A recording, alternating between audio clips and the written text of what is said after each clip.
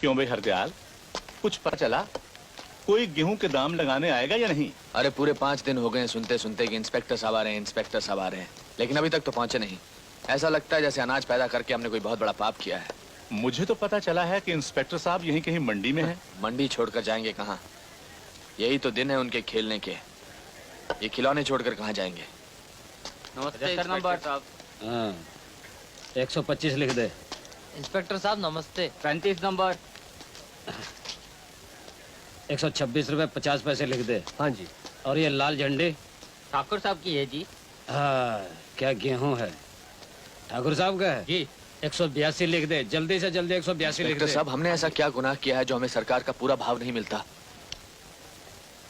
तुम्हारा गुनाह ये है कि तुम किसान हो। लेकिन चले आते हैं, बहुत ज्यादा चाहिए।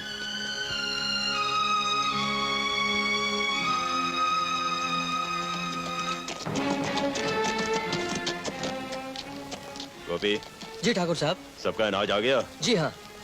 जब अनाज तुल जाए तो आधा हिस्सा बतौर ब्याज हमारे गोदाम में पहुंचा देना। आप चिंता मत कीजिए ठाकुर साहब, सारे व्यापारी यहाँ बैठे हुए हैं।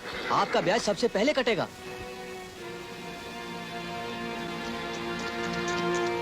अरे गिरधर, आज आटे का क्या भाव है? 2.5 रुपए किलो। 2.5 रुपए किलो। तो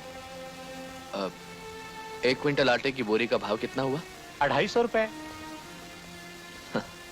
नंदू, अभी कुछ देर पहले इस गेहूं का भाव 150 रुपए क्विंटल था।